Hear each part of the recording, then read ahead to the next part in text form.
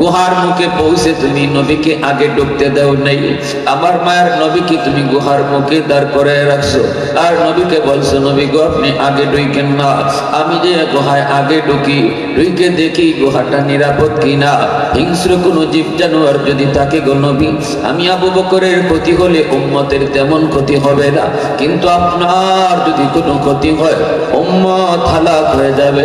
ইয়া রাসূলুল্লাহ আপনি মুখে একটু দাঁড়ান। নবীর গুহার মুখে দাঁড় করে তুমি যে আগে ঢুকছো, সবগুলি গর্তের মুখ পাগড়ির কাপড় সিরা সিরা গর্তের মুখগুলা বন্ধ করেছো। গর্তের থেকে যদি সাপ বের হয়ে নবীর ক্ষতি করে, একটা গর্তের মুখ বন্ধ করার মতো কাপড় সে সময় ছিল না। ওই গর্তের মুখটা নিজের পা দিয়ে আটকায় রাখছো। আল্লাহু আকবার জোরে। সাপ যদি থাকে আমার নবীর যেন কোনো ক্ষতি না হয়। আমি আবু বকরের পায়ে কামড় দিলে কামড় দিই, তবু আমার নবীর যেন ক্ষতি না হয়। নিজের পা দিয়ে সেই গর্তটা তুমি আটকায় রাখছো। এরপরে মায়ের নবীরে তুমি ডাক দিয়েছো, ইয়া রাসূলুল্লাহ ভিতরে আসেন গো নবী। আমার নবী মায়ার নবীর ভিতরে ঢুকায়া তুমি নিজের কোরাতে ঘুম পাড়ায় দিছো। নবীর বলতেছো ইয়া রাসূলুল্লাহ আপনি ঘুমান গো নবী, আপনার কষ্ট হয়েছে, অথচ ঘুমের প্রয়োজনটা তোমার বেশি ছিল। ভাই আবু বকর 40টা রাত তুমি ঘুমাও নাই, তোমার ঘুমের প্রয়োজনটা বেশি ছিল। নিজে না ঘুমাইয়া দু জাহানের বাচ্চারে ঘুম পাড়াইছো। কোথায় কই নিজের উড়াতে ঘুম পাড়াইছো? দু জাহানের বাচ্চা তোমার উড়াতে ঘুমাইতেছে। আল্লাহু আকবার জোরে কও। আমার নবীর নুরানি চেহারা এত কাছে থেকে কেউ কোনোদিন আমরা দেখতে পারি নাই, এত লম্বা সময় দেখতে পারি নাই। তুমি যত লম্বা সময় নবীর চেহারা দেখেছো, নিজের উড়াতে তুমি ঘুম পাড়াইছো। আর নয়ন জুড়ে জুড়ে দু জাহানের বাদশারে দেখতেছো। এই তো সেই চেহারা, পৃথিবীতে যেই চেহারার মতো দ্বিতীয় আর একটা চেহারা আল্লাহ বানায় নাই। আল্লাহু আকবার।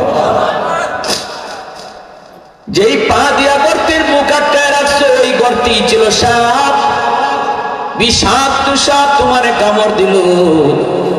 সাপের যন্ত্রণা কি পরিমাণ, বিষাক্ত সাপ, সাপের কামড়ে কি যন্ত্রণা, সাপের কামড় যে খাইছে সে জানে।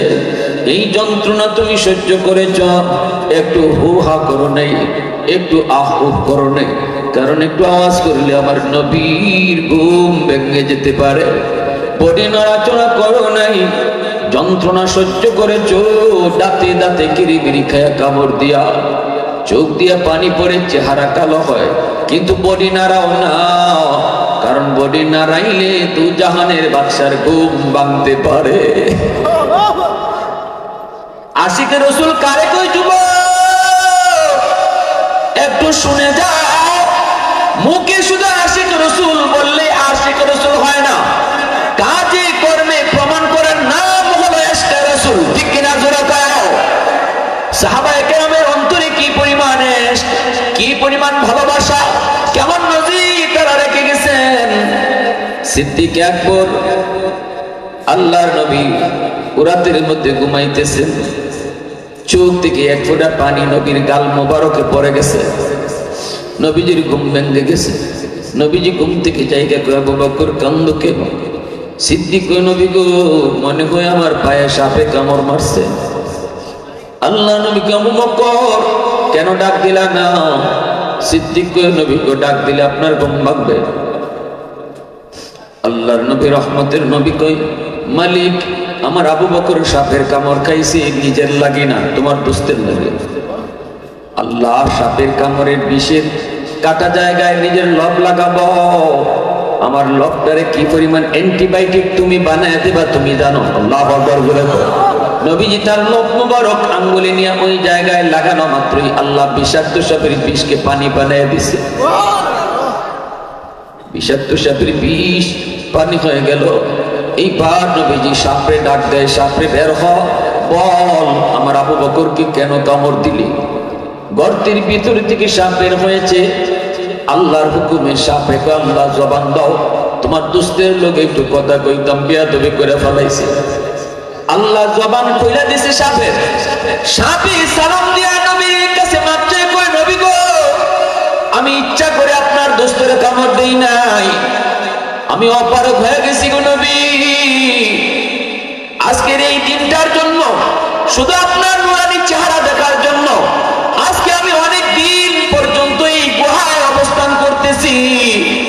শুধু আপনার চেহারা দেখার জন্য আমি সাপের বাসস্থান এই গুহা নয়, আমার বাসস্থান ছিল ওইদিকে খেজুর বাগান। খেজুর বাগানে থাকতাম, দুইজন তাওরাত কিতাবের পণ্ডিত আমার খেজুর বাগানের পাশ নিয়ে যায়। একজন আরেকজনকে দেখায়, কয় দোস্ত ওই যে দেখ, ওই যে গুহা দেখা যায়, এই গুহাটার কথাই আল্লাহ তাওরাত কিতাবের ভিতরে উল্লেখ করছে। এই সেই গুহা, এই গুহা গারে সুর, এই গুহায় আখেরি নবী তিনি হিজরতের রাতে অবস্থান করবেন। ওগো নবীজি, ওই তাওরাত কিতাবের দুইজন আলেমের কথা আমি সব শুনে ফেলেছিলাম। তখনই আমি নিয়ত করেছি আমি আর বাগানে থাকবো না, আমার মায়ার নবীর এক নজর দেখার জন্য আমি গুহায় অবস্থান করব। দূরে কোথাও যাই না, দূরে কোথাও যাই না,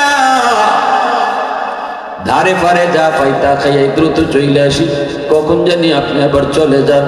এজন্য আমি এখানে অবস্থান করতেছি শুধু আপনারা দেখার জন্য গো নবী। দীর্ঘদিনের মনের আশা আজকে আমার পূরণ হতে চলেছে, কিন্তু আপনার আবু বকরের পায়ের কারণে বের হতে পারি না। আমার বের হওয়ার আর কোনো রাস্তাও ছিল না, বাধ্য হয়ে আমি আবু বকরের পায়ে কামড় দিয়েছি। ওগো নবীজি, আমি মাপ চাই, আমি মাপ চাই। হযরত তোমার ঘটনাগুলি কয় আর কান্দে আর কয়, আবু বকর মনে পড়ে কি সেই রাতের কথাগুলি? তুমি আমাকে ওই রাতের নেকিটা দিয়ে দাও, ওই একটা রাতের নেকি আমি উমরকে দাও, আমি উমর আমার গোটা জিন্দেগির নেকি তোমাকে দিয়া দিব। নবীজির ইন্তেকালের পর প্রথম খলিফা আবু বকর, তারপরে খলিফা হযরত ওমর, এই দুজন নবীজির সম্পর্কে কি হন একটু জানেন? আছেন এখানে কেউ এমন জানার যে আপনারা সামন থেকে বলবেন? আলেমরা ছাড়া পাবলিকের ভিতর থেকে একজন বলবেন কি হন? এগুলা মুসলমানের বেসিক নলেজ, বেসিক। এ যুবক শোনো, এদিকে দেখো, জীবনে বহু মেসির নাম লইছ, নেইমারের নাম বহু লইছ, বাড়ি কই তাও জানো, কয়টা রেকর্ড করছে তাও জানো, কে কার রেকর্ড ভাঙছে এটাও জানো, ঠিক না? কিন্তু আবু বকর সিদ্দিক নবীজির সম্পর্কে কি, হযরত ওমরের সাথে নবীজির সম্পর্ক কি, এটা যদি না জানো তো তোমার কপাল ফুটছে, ঠিক কিনা? জোরে বলো। এই দুইজনই নবীজির শ্বশুর। নবীজি কি হন? জোরে বলেন। নবীজি জামাই, আর এই দুইজন নবীজির শ্বশুর। আবু বকর সিদ্দিক রাদিয়াল্লাহু তাআলা আনহুর মেয়ে আম্মাজান আয়েশা সিদ্দিকা রাদিয়াল্লাহু তাআলা আনহা, নবীজির পবিত্র বিবি, আমাদের আম্মাজান। আর হযরত ওমর ফারুক রাদিয়াল্লাহু তাআলা আনহুর মেয়ে আম্মাজান হযরত হাফসা রাদিয়াল্লাহু তাআলা আনহা, নবীজির পবিত্র বিবি। তাহলে তারা দুইজনের মেয়ে যদি রাসূলের বিবি হন, রাসূল তাদের সম্পর্কে হইলে জামাই, আর তারা হইলে রাসূলের সম্পর্কে শ্বশুর। মনে থাকবে? মাতে না দেড়টা বাজিয়েছে থেকে জিমাই গেছেন তো। আর পরের যে দুইজন উসমান আর আলী, হযরত উসমান গনি রাদিয়াল্লাহু তাআলা আর আলী রাদিয়াল্লাহু তাআলা আনহু, এই দুইজন নবীজির সম্পর্কে কি জানেননি? এই দুইজন হইলেন রাসূলের জামাই, রাসূল শ্বশুর।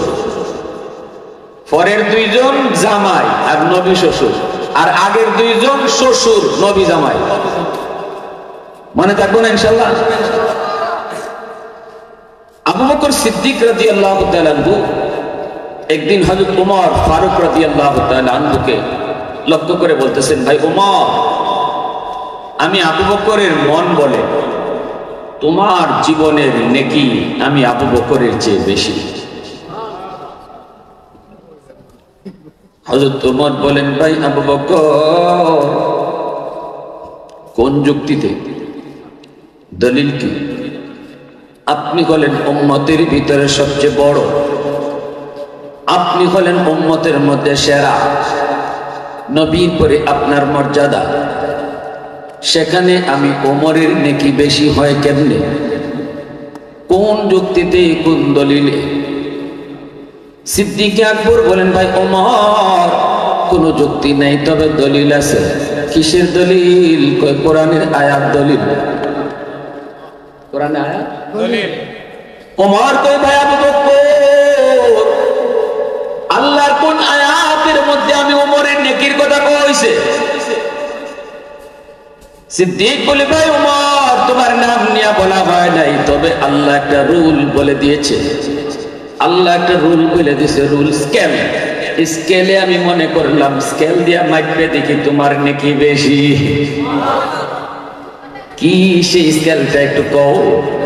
স্কেলটা হলো ইল্লা মান তাবা ওয়া আমানা ওয়া আমিলা আমালান সালিহা ফাউলাইকা ইউবাদদিলুল্লাহু সাইয়্যাতিহিম হাসানাত ওয়া কানাল্লাহু গফুরার রহিমা।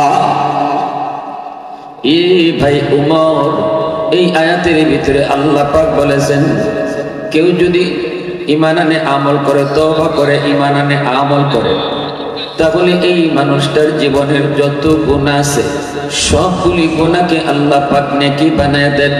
গুনাহ যেই পরিমাণ হয় এই পরিমাণ নেকি আল্লাহ বানায় দেয়। ও ভাই ওমর, আল্লাহর কোরআনের আয়াত হলো স্কেল। এবার তুমি একটু বলো, তুমি ইসলাম গ্রহণ করার আগে তোমার জীবনের গুনাহ আমি আবু বকরের চেয়ে কম না বেশি ছিল? তোমার কয় আমার গুনাহ তো বেশি। ইসলাম গ্রহণ করার আগে আমার জীবনের গুনাহ অবশ্যই আপনার চেয়ে বেশি।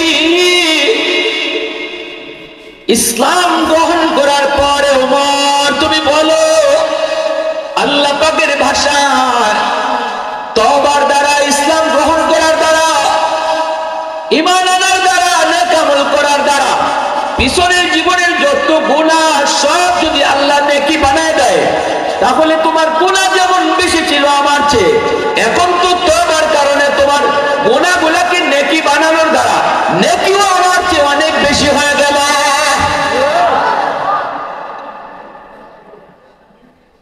এজন্যই আমি বলেছি তোমার জীবনের নেকি আমি আবু বকরের চেয়ে অনেক বেশি, অনেক বেশি। এই কথা বলতে হযরত ওমর থেমে গেলেন, আর কোনো কথা বলেন না, আর কোনো যুক্তি করেন না, আর কোনো তর্কেও গেলেন না।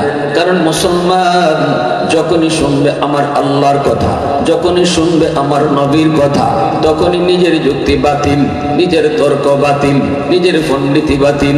আমার কথা ততক্ষণ যতক্ষণ আল্লাহ রসুলের কথা পাওয়া যায় না, যখনই আল্লাহ এবং তার রসুলের কথা আসবে তখনই আমার কথা বাতিল, আমার যুক্তি বাতিল, আমার পণ্ডিতি বাতিল। আমার মতে মত নয়, নবীর মতে মত, এর নাম হলো উম্মত। ঠিক কিনা জোরে কও? হযরত ওমর চুপ হয়ে গেলেন।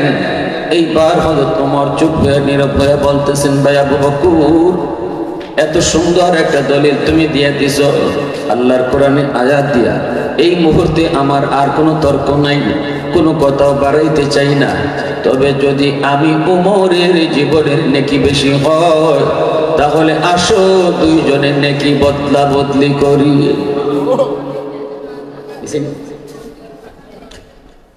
যদি আমি ওমরের জীবনের নেকি বেশি হয়, আমি ওমর আমার জীবনের নেকি সব নেকি তোমাকে দিয়া দিব।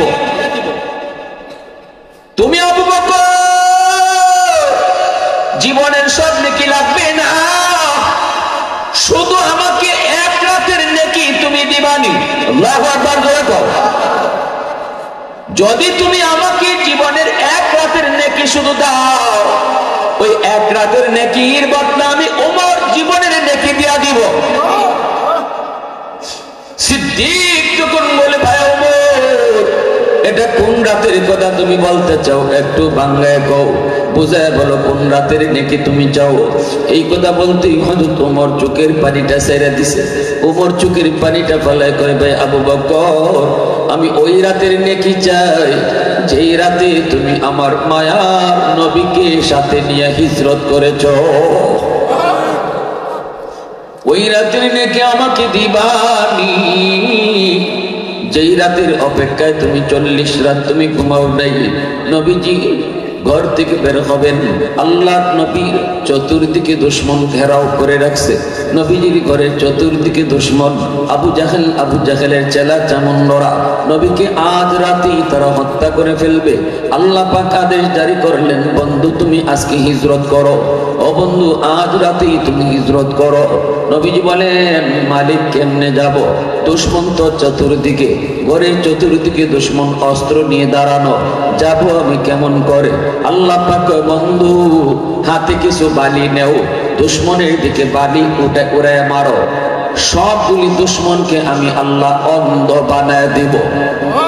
নবীজি আলী রাদিয়াল্লাহু তাআলা আনহুকে বিছানাতে শোয়াইলেন। নবী বলেন, আলী বিছানায় তুমি শুয়ে পড়ো, আমার চাদর মুড়ি দিয়ে তুমি ঘুমিয়ে পড়ো। আর এই যে নাও, আমার কাছে কিছু আমানত রয়েছে, এই যে দুশমনগুলি আমাকে হত্যা করতে আসলো রে, এদের কিছু বস্তু আমার কাছে আমানত, এদের কিছু মূল্যবান জিনিসপত্র আমার কাছে আমানত। আমি যদি রাতের বেলা হিজরত করে মদিনায় চলে যাই, সকালবেলা দুশমনগুলি বলবে মুহাম্মদ আমাদের আমানত নিয়ে চলে গেছে। অতএব না, আমানতের তালিকাটা তুমি বুঝে রাখো। এই নাও তালিকা, এই নাও আমানতের জিনিস। নবীজি এই কঠিন মুহূর্তেও আমানতদারি বুঝায় গেছেন, উম্মতকে শিখায় গেছেন, যত কঠিন বিপদে আসুক কখনো আমানতে খেয়ানত করা যাবে না। লা ঈমানা লিমান লা আমানাতা লা, লা ঈমানা লিমান লা আমানাতা লা, লা ঈমানা লিমান লা আমানাতা লা, ইযা যুয়্যাতিল আমানাতু ফান্তাযিরিস সাআ। নবী কই, যার মধ্যে আমানতদারি নাই তার ঈমান নাই, আমানতদারি নাই ঈমান নাই, আমানতদারি নাই ঈমান নাই। যখনই আমানতে খেয়ানত হবে, তোমরা কিয়ামতের অপেক্ষা কইরো। এতটা গুরুত্ব মায়ের নবী আমানতদারির বস্তুটাকে নবী বুঝায় গেলেন। এজন্যই নবীজি বলছেন, আলী রে চাদরের মধ্যে ঘুমিয়ে পড়ো, আর এদের আমানতের জিনিসগুলো তুমি বুঝে রাখো। এ যুবক একটু বুঝো, একটু বুঝো। দুশমনগুলি নবীরে মারতে আসলো, যারা নবীরে হত্যা করতে আসলো, নবী মানে না, কিন্তু মূল্যবান জিনিসপত্র নবীর কাছে আমানত রাখত। স্বামী স্ত্রীকে বিশ্বাস করে না, কিন্তু নবীরে বিশ্বাস করে। আল্লাহু আকবার। স্বামী স্ত্রীর কাছে রাখার কথা না রাখা, স্ত্রীর চাইয়েও রসুলকে বেশি আমানতদার মনে করে রসুলের কাছে রাখে। স্ত্রী স্বামীর এতটা বিশ্বাস করে না নবীকে যতটা বিশ্বাস করে, বাপ ছেলের এতটা বিশ্বাস করে না নবীকে যতটা বিশ্বাস করে, সন্তান বাপমার এতটা বিশ্বাস করে না যতটা নবীকে বিশ্বাস করে, ভাই ভাইকে এত বিশ্বাস করে না যতটা আমার নবীকে ওরা বিশ্বাস করত, বন্ধু বন্ধুকে এতটা বিশ্বাস করত না নবীকে যতটা ওরা বিশ্বাস করত। এজন্য দামি দামি মূল্যবান জিনিসগুলা নবীর কাছেই ওরা আমানত রাখত। আলী রাদিয়াল্লাহু তাআলা আনহুকে আল্লাহর নবী চাদরের নিচে ঘুম পাড়ায় দিলেন। নবী বলতেছেন, আলী একটু বুঝে শুনে দেখো, রিক্স আছে, হাই রিক্স। দুশমন কিন্তু তোমাকেই মুহাম্মদ মনে করে হত্যা করে ফেলতে পারে। ওরা সিদ্ধান্ত নিয়েছে ঘুমন্ত অবস্থায় আমাকে মারবে না, কিন্তু হয়তোবা ঘুমন্ত অবস্থায় আক্রমণ করেও দিতে পারে। তুমি যে আলী এটা কিন্তু ওরা বুঝবে না, মনে করবে আমি মুহাম্মদ, এই অবস্থায় তোমাকে হত্যা করে ফেলবে। দেখো তুমি রাজি নি, আমার চাদরের নিচে হামাই বাইনি।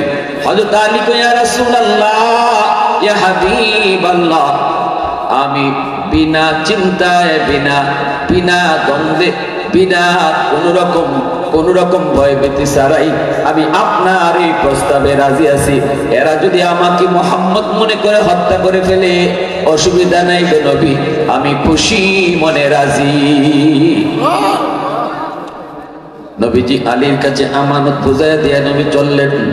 এক মুষ্টি বালি নবী উড়ায় মারলেন, সবগুলি দুশমনকে আল্লাহ পাক রব্বুল আলামিন অন্ধ বানায় দিলেন। এইবার যদি আল্লাহকে প্রশ্ন করা হয়, মালিক তোমার বন্ধু তার আমানত আলীকে বুঝায় দিল, কিন্তু তুমি তোমার আমানত কার হাওলা করো?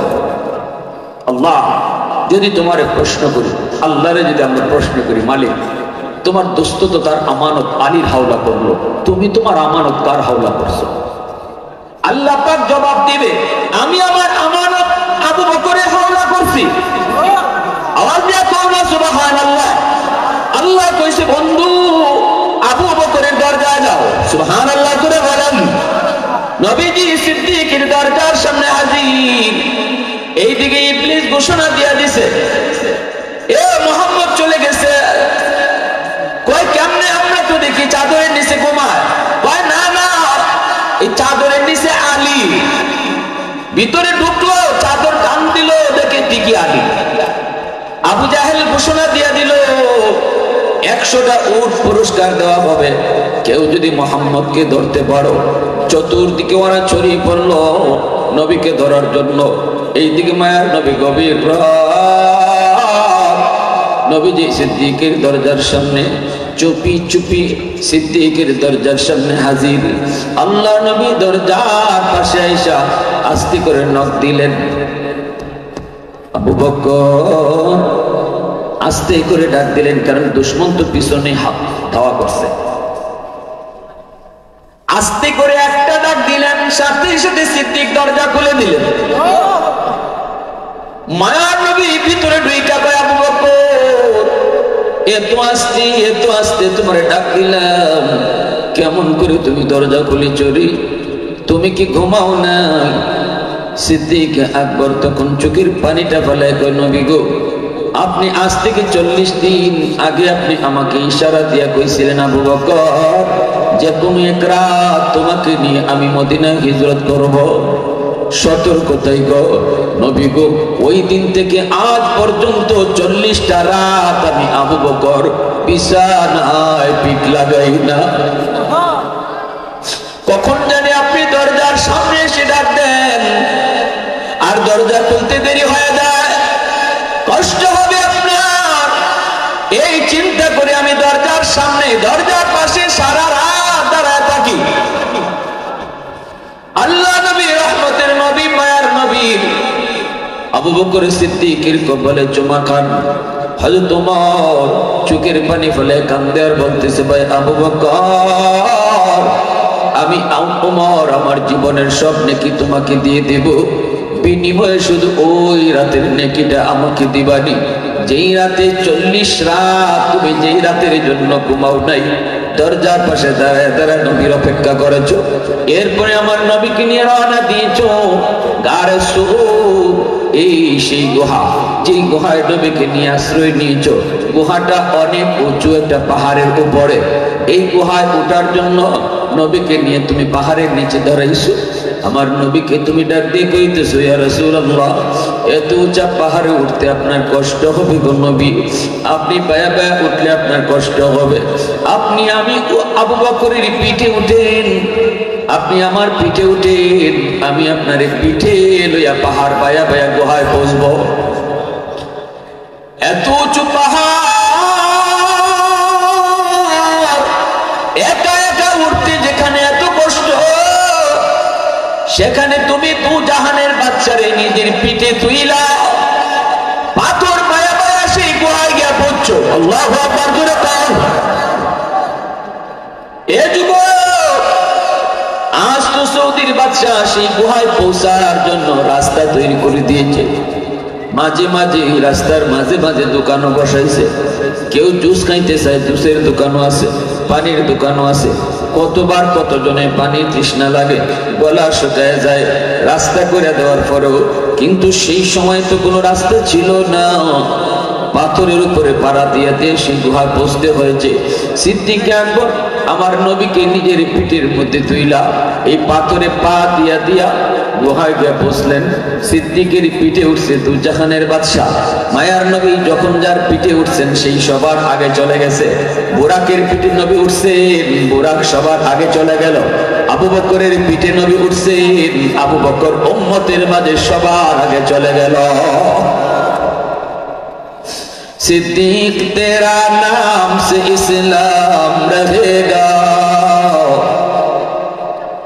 सिद्दीक तेरा नाम से इस्लाम रहेगा, दुनिया की सदाकत में तेरा नाम रहेगा। दुनिया की सदाकत में तेरा नाम रहेगा, फारूक तेरा नाम से इस्लाम रहेगा, दुनिया की अदालत में तेरा नाम रहेगा, दुनिया की अदालत में तेरा नाम रहेगा, उस्मान तेरा नाम से इस्लाम रहेगा, दुनिया की सखावत में तेरा नाम रहेगा, हैदर तेरा नाम से इस्लाम रहेगा, दुनिया की शजाअत में तेरा नाम रहेगा, मुआविया तेरा नाम से इस्लाम रहेगा, दुनिया की सियासत में तेरा नाम रहेगा, दुनिया की सियासत में तेरा नाम रहेगा। मुसलमाনের आवाज़े बोलो अल्लाहु আকবার, আর একটু জোরে আল্লাহু আকবার। হয়তো মডা দেখো বাবু বকর গুহার মুখে পৌঁছে তুমি নবীকে আগে ঢুকতে দাও নাই, আমার মায়ের নবীকে তুমি গুহার মুখে দাঁড় করে রাখছো, আর নবীকে বলছো নবী গো আপনি আগে ঢুকেন না, আমি যে গুহায় আগে ঢুকি ঢুকে দেখি গুহাটা নিরাপদ কিনা, হিংস্র কোনো জীব জানোয়ার যদি থাকে গো নবী, আমি আবু বকরের ক্ষতি হলে উম্মতের তেমন ক্ষতি হবে না, কিন্তু আপনার যদি কোনো ক্ষতি হয় উম্মত হালাক হয়ে যাবে। ইয়া রাসূলুল্লাহ আপনি মুখে একটু দাঁড়ান। নবীর গুহার মুখে দাঁড় করে তুমি যে আগে ঢুকছো, সবগুলি গর্তের মুখ পাগড়ির কাপড় সিরা সিরা গর্তের মুখগুলা বন্ধ করেছো, গর্তের থেকে যদি সাপ বের হয়ে নবীর ক্ষতি করে, একটা গর্তের মুখ বন্ধ করার মতো কাপড় সে সময় ছিল না, ওই গর্তের মুখটা নিজের পা দিয়ে আটকায় রাখছো। আল্লাহু আকবার জোরে বলো। সাপ যদি থাকে আমার নবীর যেন কোনো ক্ষতি না হয়, আমি আবু বকরের পায়ে কামড় দিলে কামড় দিই, তবু আমার নবীর যেন ক্ষতি না হয়। নিজের পা দিয়ে সেই গর্তটা তুমি আটকায় রাখছো, এরপরে মায়ের নবীরে তুমি ডাক দিয়েছো ইয়া রাসূলুল্লাহ ভিতরে আসেন গো নবী। আমার নবী মায়ার নবীরে ভিতরে ঢুকায়া তুমি নিজের পুরাতে ঘুম পাড়ায় দিছো, নবীরে বলতেছো ইয়া রাসূলুল্লাহ আপনি ঘুমান গো নবী, আপনার কষ্ট হয়েছে, অথচ ঘুমের প্রয়োজনটা তোমার বেশি ছিল ভাই আবু বকর, 40টা রাত তুমি ঘুমাও নাই, তোমার ঘুমের প্রয়োজনটা বেশি ছিল, নিজে না ঘুমাইয়া দু জাহানের বাচ্চারে ঘুম পাড়াইছো, কোথায় কই নিজের উড়াতে ঘুম পাড়াইছো, দু জাহানের বাচ্চা তোমার উড়াতে ঘুমাইতেছে। আল্লাহু আকবার জোরে বলো। আমার নবীর নুরানি চেহারা এত কাছে থেকে কেউ কোনোদিন আমরা দেখতে পারি নাই, এত লম্বা সময় দেখতে পারি নাই। তুমি যত লম্বা সময় নবীর চেহারা দেখেছো, নিজের উড়াতে তুমি ঘুম পাড়াইছো, আর নয়ন জুড়ে জুড়ে দু জাহানের বাদশারে দেখতেছো। এই তো সেই চেহারা, পৃথিবীতে যেই চেহারার মতো দ্বিতীয় আরেকটা চেহারা আল্লাহ বানায় নাই। আল্লাহু আকবার। যেই পা দিয়া গর্তের মুখ আটকায় রাখছো, ওই গর্তেই ছিল সাপ, বিষাক্ত সাপ তোমারে কামড় দিল। সাপের যন্ত্রণা কি পরিমাণ, বিষাক্ত সাপ, সাপের কামড়ে কি যন্ত্রণা, সাপের কামড় যে খাইছে সে জানে।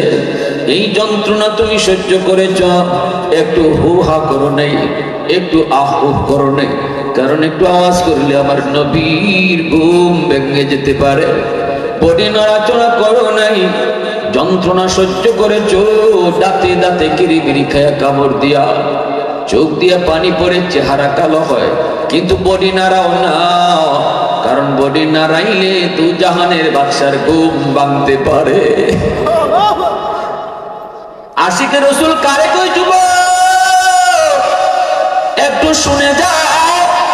মুখে শুধু আশিক রসুল বললে আশিক রসুল হয় না, কাজে কর্মে প্রমাণ করার নাম হলো ইশকে রাসূল। ঠিক কিনা জোরে কও। সাহাবায়ে কেরামের অন্তরে কি পরিমাণ ইশক, কি পরিমাণ ভালোবাসা, কেমন নজির তারা রেখে গেছেন।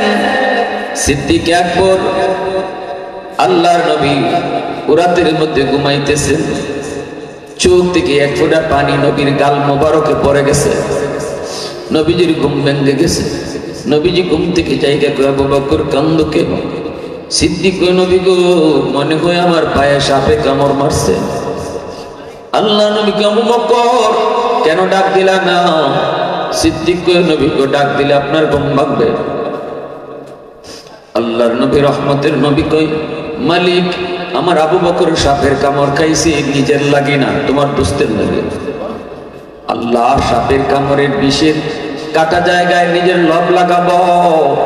আমার লবটারে কি পরিমাণ অ্যান্টিবায়োটিক তুমি বানায় দেবা তুমি জানো। আল্লাহু আকবার বলে নবীজি তার লব মুবারক আঙ্গুলে নিয়ে ওই জায়গায় লাগানো মাত্রই আল্লাহ বিষাক্ত সাপের বিষকে পানি বানায় দিছে। বিষাক্ত সাপের বিষ পানি হয়ে গেল। এইবার নবীজি সাপরে ডাক দেয়, সাপরে বের হ, বল আমার আবু বকরকে কেন কামড় দিলি? গর্তের ভিতর থেকে সাপ বের হয়েছে। আল্লাহর হুকুমে সাপে আল্লাহ জবান দাও, তোমার দুস্তের লোক একটু কথা কইতাম বেয়াদবি করে ফেলাইছে। আল্লাহ জবান খুলে দিছে সাপের। সাপে সালাম দিয়া নবীর কাছে মাপ চেয়ে কই নবী গো আমি ইচ্ছা করে আপনার দোস্তের কামড় দেই নাই, আমি অপারগ হয়ে গেছি গো নবী।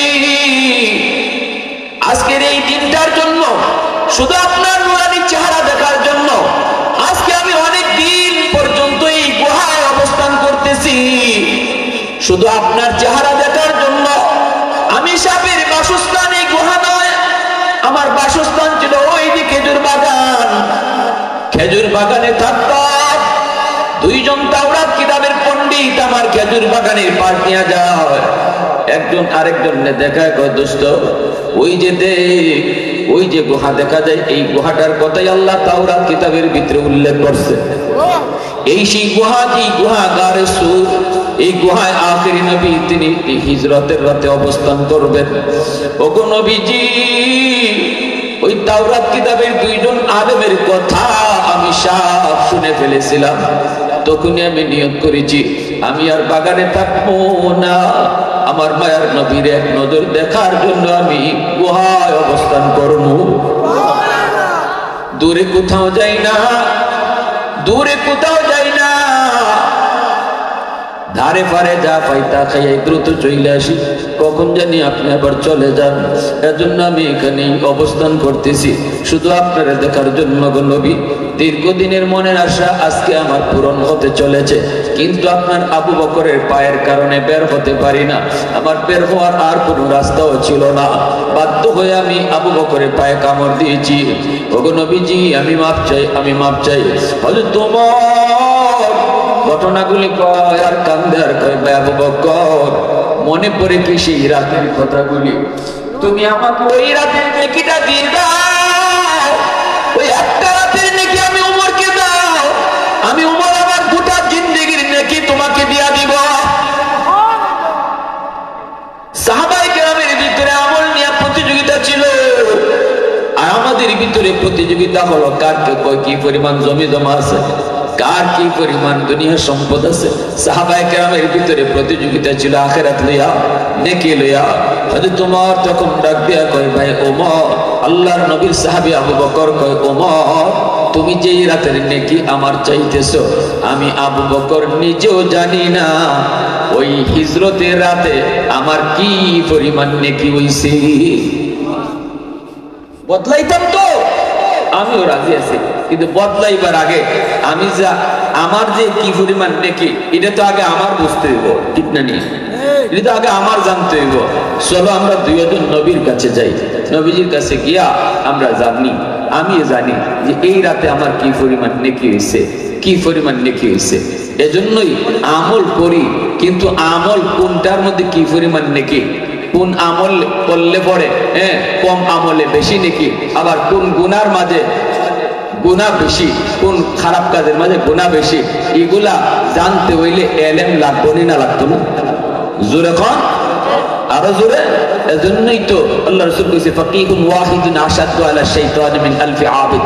হাজার আবিদরে ধোঁকা দিতে শয়তানের এত কষ্ট লাগে না, একজন আলিমরে ধোঁকা দিতে তার যে পরিমাণ কষ্ট লাগে।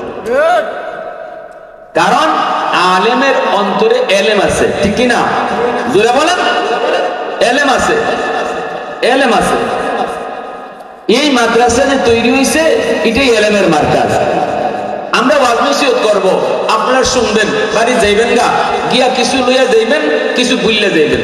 কিন্তু একখান ছেলেরে যদি মাদ্রাসা পড়াইতে পারেন, যদি তারে আলেম বানাইতে পারেন, তাহলে দেখা যাইব ওয়াজের দ্বারা যা ফায়দা হয়, একজন সন্তান যদি ঘরে আলেম হয় বা মাদ্রাসা পড়ে বা হাফেজ হয়, তার উসিলায় গোটা ফ্যামিলিটার আল্লাহ হেদায়েতের ফে নিয়ে আসে। মা পর্দা করে না, সন্তানের উসিলায় পর্দা ঢুকে। বাবা আগে নামাজ পড়তো না, বাচ্চাটা মাদ্রাসা দেওয়ার উসিলায় বাবা নামাজ পড়ে। আওয়াজ দিয়ে এখন ঠিকই না?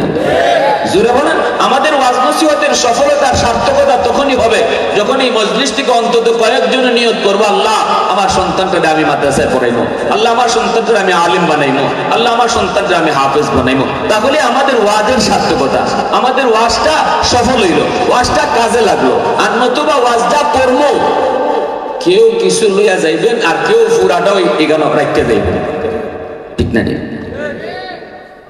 হযরত ওমর আর হযরত আবু বকর দুইজন নবীজির কাছে আসলেন। আল্লাহ নবী বলতেছেন, কি ব্যাপার দুইজন একসাথে? সালাম দিয়ে হযরত আবু বকর বলে, ইয়া রাসূলুল্লাহ, একটা সমস্যায় পড়ছি। কোন আল্লাহ রাসূল কই, কি সমস্যা? কো সমস্যাটা হইল আমরা দুইজনের জীবনের নেকি বদলা বদলি করতাম। উমর তার জীবনের সব নেকি আমারে দিয়ে দেব, আর আমি আবু বকরের জীবনের সব নেকি চাই না, এক রাইতের নেকি চাই। কয় রাইতের? জোরে কোন? কিন্তু ওই রাতে যে আমার কি পরিমাণ নেকি হয়েছে এটা আমিও জানি না, জানার লাগে আপনার কাছে আইছি। আল্লাহ রাসূল কয়, কোন রাইতের কথা? ওমরে কয়। সিদ্দিক বলে, ইয়া রাসূলুল্লাহ, যে রাত্রে আপনার সাথে আমি হিজরত করেছিলাম ওই রাতের নেকিটা চায়। সুবহানাল্লাহ। আল্লাহ নবীর সম্পর্কে দুইজনের শ্বশুর নানি, এটা আগে কইছি না? দুইজন নবীর কি শ্বশুর। এখন নবীজি কারে খেতা কইবে না, কেটার মন খারাপ করবো, কার লাভ লস হইব, এটা একটা বিষয় আছে না? দুইজনের তো শ্বশুর, একজন আমার খুশি হইব আর একজন বেজার হইব। আমার এইভাবে নবী আমার পক্ষে কথাটা কইল না, ঠিক না? সিদ্দিক হইলেন নবীজির শ্বশুর, উমরও শ্বশুর। পরিবার জীবন ব্যবস্থা আল্লাহ রসুল কিভাবে চালাইছেন? আম্মাজানের সাথে আল্লাহ রসুলের মাঝে মাঝে টুকটাক বাজাবাজি ওইতো না, যে তা না, ওইতো। কিন্তু বউর সাথে জামাই বউয়ে বাজাবাজি ওইলে পরেও কেমনে কি তা করণ, এটাও রসুল শিখাই গেছেন। স্বামী স্ত্রীর ভিতরে মহব্বত থাকবো, ভালোবাসা থাকবো, মান অভিমানও থাকবো। এর অর্থ এই না বউয়ের রাগ করলে তারে বাংলা গাইল দিতে হয়, বউয়ের কোনো ভুল করলে পরে লাঠি লইতে হয়, এটা না। ভুল হইতে পারে, রাগ হইতে পারে, এর অর্থ এই না যে তালাক দেওয়া শুরু করতে হয়। আমরা তো আইয়া যদি বন থেকে আইয়া দেখি ভাত গরম না, তাইলে মুখ দিয়ে তালাক হইব। এক জমানায় এমন ছিল, এরকম দেখছি কথায় কথায় তালাক দেয় নাই। তো আলহামদুলিল্লাহ এগুলো এখন কমছে, তাও উলামায়ে কেরামের হরকতের কারণে, ঠিক কিনা? যেরকম আমি ছোটবেলা দেখছি জামাইয়ে বউরে এক বাড়ি থেকে আরেক বাড়ি হয়ে গেছে পিটাইতে পিটাইতে, এটা এখন নাই আল্লাহর রহমতে, ঠিক না? নেই? হ্যাঁ, আম্মাজানের সাথে নবীজির একটু বাজাবাজি হয়েছে। রাসূল তো খুব মায়া করতেন আম্মাজান আয়েশা সিদ্দিকা রাদিয়াল্লাহু তাআলা আনহাকে। একটু বাজাবাজি হয়েছে, নবীজি কইতেছেন, আয়েশা তুমি ঠিক না আমি ঠিক, আমার কথা ঠিক না তোমার কথা ঠিক, তুমি রাইট না আমি রং, আমি রাইট, এটা বুঝুন কেমন? আম্মাজান কো আমি রাইট, আল্লাহ রসুল কো না না আমি রাইট, আম্মাজান কো জি না আমি রাইট। তো এখন দুইজনেই যদি রাইট রাইট করে, তাইলে এই অবস্থায় আরেকজনে মাঝখানে বিচার করণ লাগেনি না লাগে না? আল্লাহ রসুল কইতেছে, আয়েশা তর্ক করে লাভ নাই, এক কাম করো, বিচারক একজন ডাকি। আম্মাজান কো ঠিক আছে, আপনি বিচারক ডাকুন, বিচারক ডাকুন। রসুল কয় কারে আনতাম? তোমার আব্বারে আনবো। আম্মাজান আয়েশা সিদ্দিকার আব্বা কেডা? হযরত আবু বকর রাদিয়াল্লাহু তাআলা। আপনি কি ডরাই আমার আল্লাহ কোনটা কই মরে আমার বেশ লাগে। আপনি কইলে কি ভুল কইলে কি জেল লই যাবে, পুলিশ কার হইছে কেন? এখান তো পুলিশ কার হইছে না, ভুল হইলে হইব, অসুবিধা কি? আম্মাজান আয়েশা সিদ্দিকার আব্বা কেডা? হযরত আবু বকর রাদিয়াল্লাহু তাআলা। আল্লাহ রাসূল কইতেছে, আয়েশা তোমার আব্বারে বিচারক ডাকি। আম্মাজান খুশি, ঠিক আছে আব্বারে আনে। ঠিক আছে, এটা তো সব বউয়ের খুশি থাকবো, ঠিক না? বউ যদি শুনে যে আমার আব্বাই আইতেছে বিচার করার লাগে, তাইলে তো বউ মহা খুশি, কারণ আব্বা তো আমার পক্ষ লইয়া কথা কইব, মনের ভাবটাই লইল। আল্লাহ রাসূল আবু বকর আনছেন, আন্নার অভিযোগ করেছেন, আবু বকর একটা বিচার করতে হয় তোমার।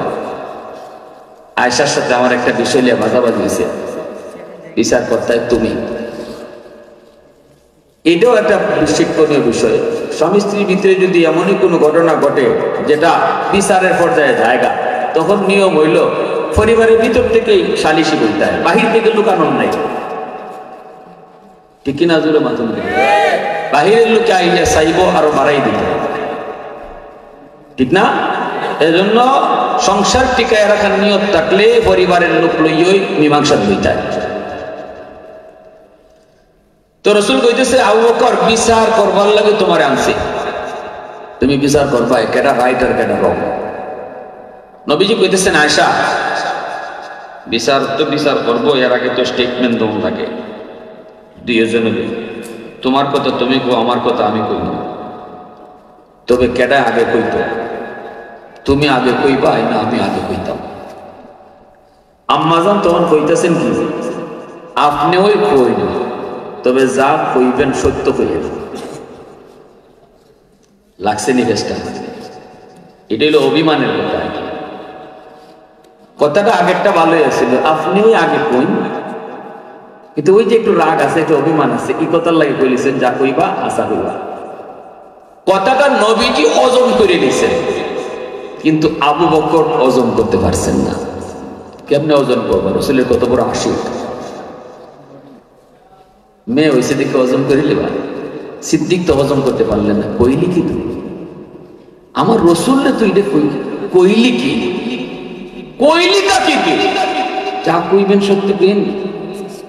যে রসুল জীবনে মিথ্যা বলেন নাই, আবু জাহেল উতবা সাহেবা নবীরে মানে না, কিন্তু নবী মিথ্যাবাদী এই কথা বলার সাহস করছেন না, ঠিক না? সিদ্দিক আকবর রাগ হইয়া গুসায় হাতটা উঠাইয়া ওই মেয়েরে এমন জোরে একটা কষায় চর মারছেন, আম্মাজানের গালে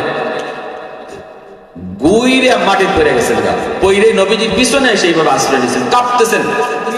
আবু বকর সিদ্দিক আবার মারতে গেলেন, আর দৌড় দিয়ে নবীজির পিছনে আশ্রয় নিয়েছেন আম্মাজান।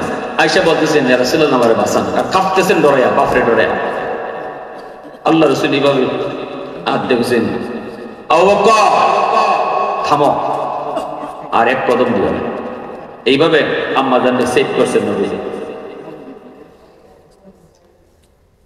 আমি আসলে ওই লিখে না করতাম, কইতাম আরো মারো, ঠিক না? কইলাম যে আরো দেব। নবীজি এবার সেভ করে কইতেছেন, আবু বকর থামো। আল্লাহ নবীর চেহারা লাল হয়ে গেছে গুসায়। নবী বলতেছে, আবু বকর তোমার বিচার করতে আনছি তো, মারতে আনি নাই, মারছো কেন? হাত উঠেছো কেন? বের হও, বিচার লাগবে না তোমার, বের হও। সিদ্দিক আকবর সাথে সাথে মাথাটা নিচে দিয়ে রুম দিয়ে বাইরে গেছেন। আল্লাহ রাসূল ঘুরে দাঁড়িয়েছেন, ঘুরে দাঁড়িয়ে নবীজি মুস্কি হাসি দিয়ে দিচ্ছেন, আম্মাজানের ফাঁসাইয়া আম্মাজান হাসি দিচ্ছেন, দুজনে হাসা হাসি শুরু করে দিচ্ছে। আর এই হাসি আবার আবু বকর রাদিয়াল্লাহু তাআলা বাহির থেকে শূন্য আবার ভিতরে হামাইছেন, হামাই কোন এটা কোন জাতের বিচার? আমার রাসূল কি আদর্শ রেখে গেছেন। সমাজে তালাকের সংখ্যা বাইরে গেছি, কুস্তা হইতে না হইতেই তালাক, 14 গোষ্ঠী নিয়ে আসলে তালাক, তোরে তালাক, তোর মারে তালাক, তোর হরিরে তালাক। এরপরে কিন্তু হুজুর রাগের মাথা তালাক দিলাইছে, হুজুর তাড়াতাড়ি এটা বাউ করে দিন, টিয়া লাগলে 5,000 দিন, লাগলে 5 লাখ দিন। বোঝা যায় তালাক এটা কিনতে আগ বেচা কিনা করেন যায়। আর টেলিভিশন মার্কা কিছু হুজুর আছে, এটা এখন মুখে তালাক দিলে তালাক হয় না, লিখিত তালাক দেওয়ার লাগে। এটার দ্বারা যা আগে 500 টাকা দেয়, তালাক হইছে না, গড় করতেছে, জিনা হইতেছে, জিনায় ভরপুর সন্তান, অবৈধ সন্তান হইতেছে। আরে ভাই নেক্সট সুরতে জিনা হইতেছে, সমাজ ভালো থাকবো কি করে? কতদূর আগে মাথায় তালাক দিলাইছে, তালাক কিন্তু আস্তে আস্তে দেয় না। তুমি যে রাগের মাথায় তালাক দিলাইছো হইতেছো, তালাক তো দেয় রাগের মাথায়, আর রাগের মাথায় তালাক দিছি, এটার অর্থ কি? দিছই যখন উস নাই, তোমার একটা দুইটা দিয়ে বন্ধ করতে হয়, 3টা 4টা 5টা 10টা হেরে শহর মারে শহর, এখন করলে গাইছো আবার মিলাই দিবার লাগে। এজন্য আল্লাহ রসুল মীমাংসার সুরত দেখায় গেছে। দেখেন আল্লাহ রসুলের বাধাবাজি হয়েছে না, কিন্তু দেখেন কি সুন্দর মীমাংসা করছেন। সিদ্দিক আকবর আসছেন, এসে বলেন ইয়া রাসূলুল্লাহ, এখন কি করতাম কইন আপনি, আমরা দুইজনতে আপনার শ্বশুর লাগে, এখন আপনি কইন বদলাইতাম না বদলাইতাম না। আল্লাহ রসুল কয় আমি কুস্তি কইতাম না, কোনটা কইতাম না, কোনটা কইমো, কার পক্ষে কইমো, কার পক্ষে দেবো, কার বিপক্ষে দেবো, কে না দিবার, কে খুশি হইবা। তবে যেটা জানতে চাইছো ওই রাত্রে কি পরিমাণ নেকি হয়েছে, এটা আমি কইতাম পারি। বলি ইয়া রাসূলুল্লাহ, এটাই শুধু একটু বলেন গো নবী। এবার আল্লাহর নবী বলতেছেন, আবু বকর, ওই এক রাতের নেকি যদি তোমার এক পাল্লায় রাখা হয়, ওমর সহ গোটা উম্মতের নেকি যদি এক পাল্লায় রাখা হয়, তোমার এক রাতের নেকির পাল্লা ভারী হয়ে যাবে। একটু আওয়াজ দেয়া কন্যা সুবহানাল্লাহ, আর একটু জোরে সুবহানাল্লাহ। সাথে সাথে আবু বকর সিদ্দিক কয়, ভাই ওমর, আমি বদলাইতে রাজি না, বদলাইতে। এজন্য বলি যুবক, নুজুলে রহমতের সময়, তওবা করার সময় একটু যদি নিজে নিজে নিয়ত করো, মালিক এই বয়সে কত যুবক কবরে চলে গেল, ও মালিক বন্ধু কবরে চলে গেল, খেলার সাথে কবরে চলে গেল, জীবনে কত আশা ছিল নামাজ পড়বে, জীবনে কত আশা ছিল এরকম ভাবে হারাম কাজ ছাড়বে, কিন্তু না, আর জীবনে নামাজ পড়া হয় নাই, আর জীবনে গুনাহ ছাড়া তার সুযোগ হয় নাই। আল্লাহ তওবা করেছি, আর জীবনে গুনাহ করবো না গো, আর জীবনে নামাজ ছাড়বো না, আর জীবনে বাপ মার সাথে বেয়াদবি করবো না, উলামায়ে কেরামের সাথে বেয়াদবি করবো না, মুরব্বীদের সাথে বেয়াদবি করবো না, আল্লাহ হালাল পথে চলবো। এতটুকু দিলে দিলে নিয়ত কইরা যদি তুমি এখন বসতে পারো, আল্লাহ পাক রব্বুল আলামিন গুনাহগার ছিল তোমার নাম মাহফিলে বসার আগে, আর তওবা করার লগে লগে আল্লাহ তোমার নাম উঠায়া দিবে ওলির খাতায়। আত-তাইবু মিনাদ দাম্বি কামান লা দাম্বা লা।